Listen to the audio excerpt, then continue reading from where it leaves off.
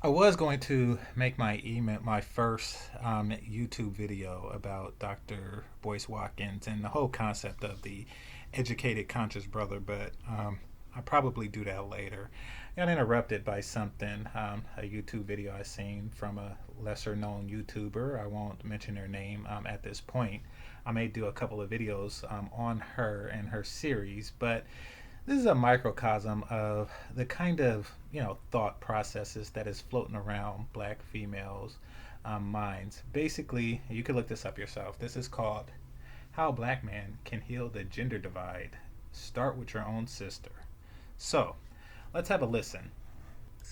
And I know this because we as decent black women, we too get lumped in with a lot of trash black women. So it is what it is. And if you want to heal the racial divide, it don't got to be no major task. Just take care of your sister. See, a lot of the reasons black women lean on one another is not just that they don't have no father, but even their brothers are asleep at the wheel. If she is going toe to toe with her baby daddy, she's tried to make it work. They've gone through mediators, and he's still just being an ass. I'm telling you what I know. One phone call from you would change all of that.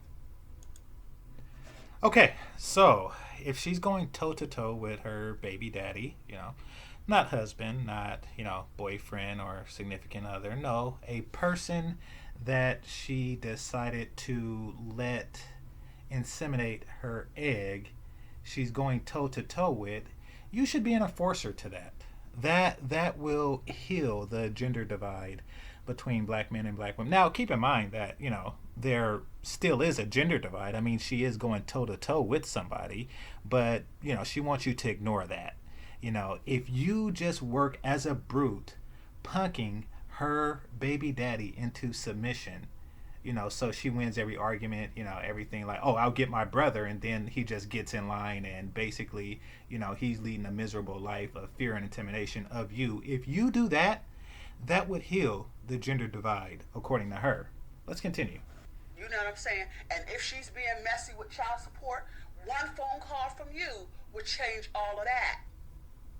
If she's wrestling with her ex-husband, and she just needs somebody to go to court with her, maybe take the day off at work and say, sis, I'm going to be here for you.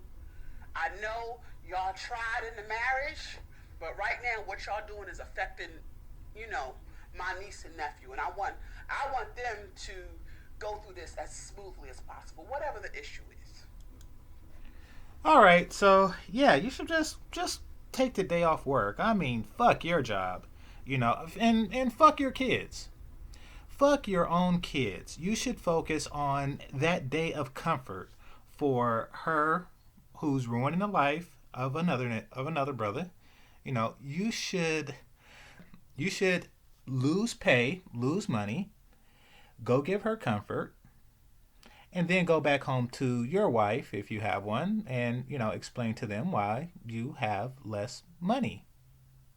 And then of course when your wife divorces you, her brother's going to be there doing the same shit to you according to this woman's ideal of what a black man should do. Let's continue. Or maybe she is married. And it takes a long time for a woman to say, I call it quits. And some men, they may not hit a woman, but they can abuse her in other ways. And so every now and then you need to ask her, what's good with that marriage of yours? Is everything okay?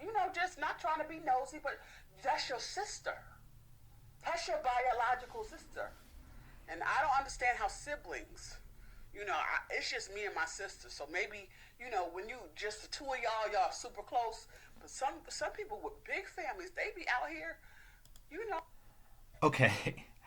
I actually didn't get this when I first heard it. So apparently she doesn't have a brother, which is kind of worse because she seems like and I don't, this is my first time listening to her. Like I said, she's a little known YouTuber, but it seems like she gets into like a lot of situations chronically with black men, whether it's her baby daddy or ex husband or what have you. She's always going toe to toe with them, and she wishes. She sit and wish, like, damn, I wish I had a brother that would just come and take care of you and keep you in line, or do whatever. It's kind of, if you wonder why there's so much violence in the black community, exhibit A. know, living life alone. I would love to have a big family. Um, but it's just like, they shouldn't have, your sister shouldn't have to fight men when she got one, two, three brothers. She shouldn't have to depend on the sisters at the church or her homegirls or her sorority sisters because none of the men in her life. Okay, her father's not there, but what's the point of having this big old tall brother if he gonna let any old fool talk to her any old type of way? You know what I'm saying? What's the point of having a big tall brother if he's not going to because that's the point.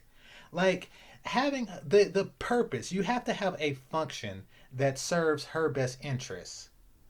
So, what's the point of you being there, if you're not going to come to my aid when I.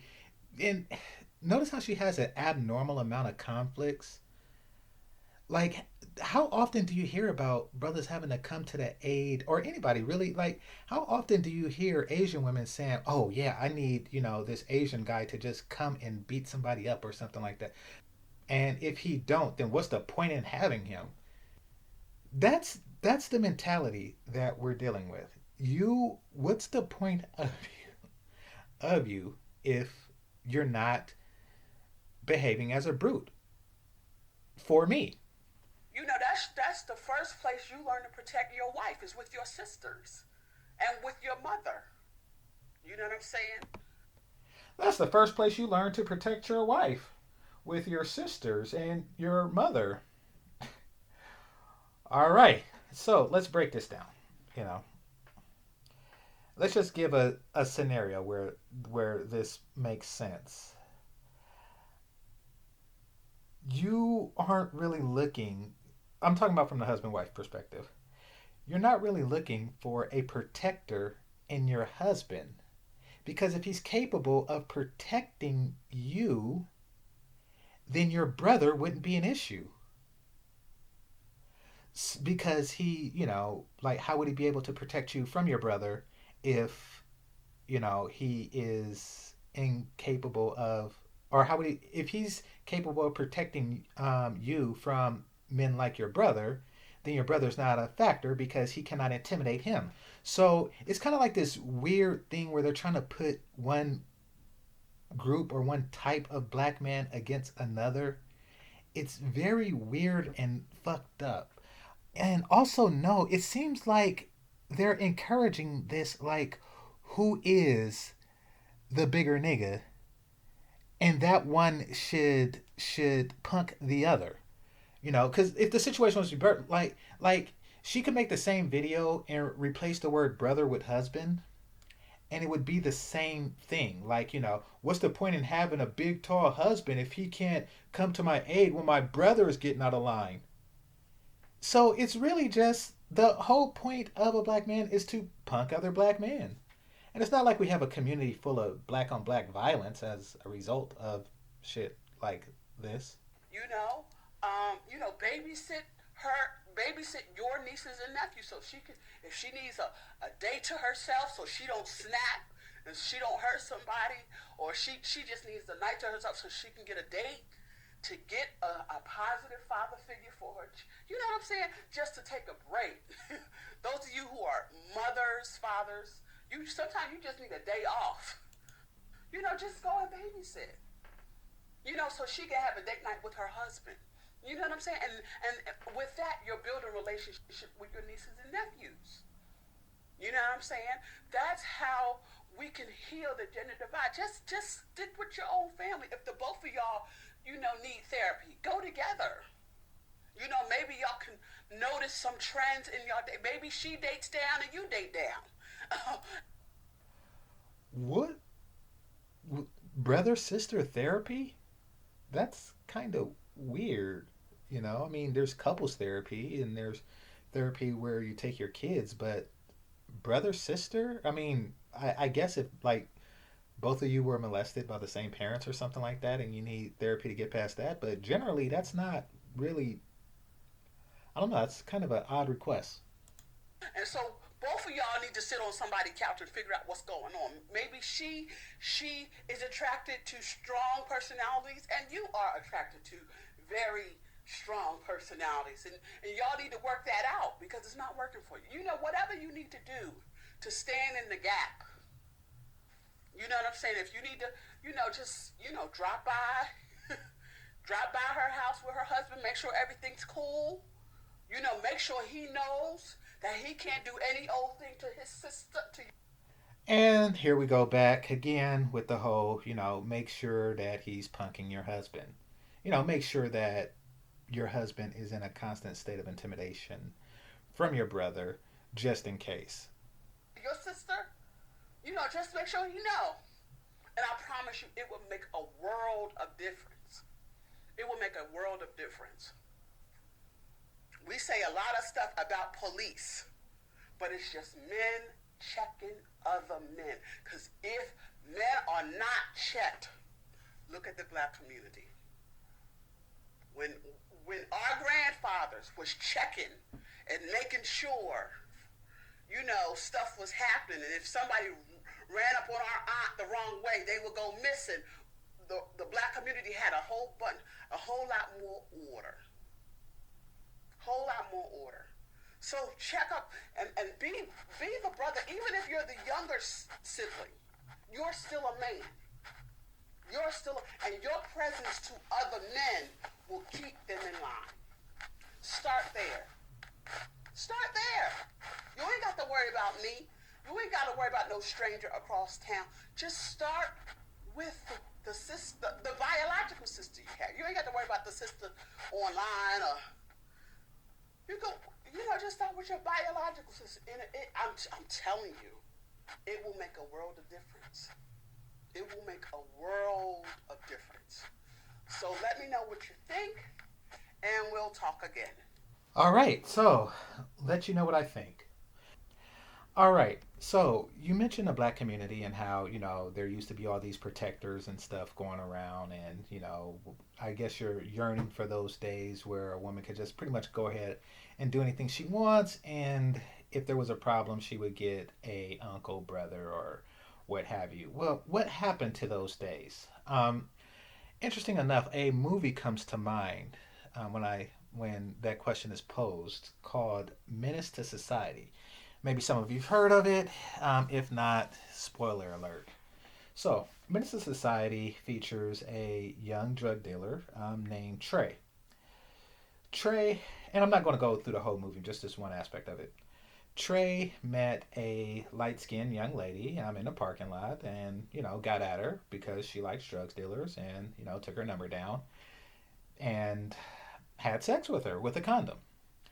And, somebody said, be careful. I know a couple of brothers that eased up into that. And that was it. That was pretty much the relationship. He just had sex with her, I don't know, once, maybe a couple times or something.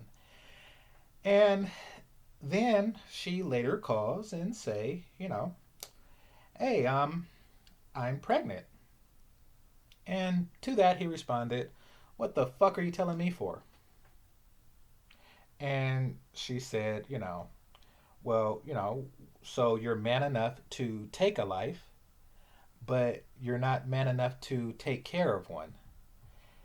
Very interesting thing to say, and it's kind of weird because it's like you are fucking killers. I mean, well, he never actually took a life in that movie, or at least up until that point, as far as I remember. But um, you thought that he did, and you said that, this is the guy that I want his sperm. Now, there's a very high possibility that he's not the father of that child. He used a condom, and other guys have been sleeping with her, probably other murderers. But nevertheless, she chose him to be the father of all the guys that was sleeping with her.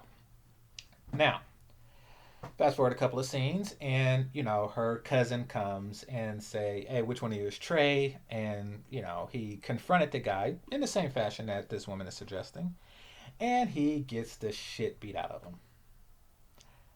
funny, you know. It's just like, hey, where's our protectors? And then you just send one out, and he gets his ass whipped completely. And that's that, you know. That's pretty much. Oh no, wait a minute, wait a minute. Actually, it doesn't really end that way. No, no, because you see, he can't just take an ass whooping.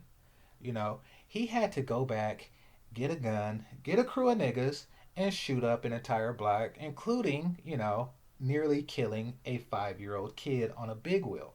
And, you know, a couple of brothers died. I think Sharif died, and you know they got Trey. So if you're wondering what happens to, oh, they killed Trey because he was protecting a 5 year old boy that was not his son or nephew or niece or cousin or second cousin or really anything. He is the son of a girl that he is currently sleeping with, but he has a biological need to protect it. Okay, so yeah, so he dies. He dies. And what happens after that, you know, who knows?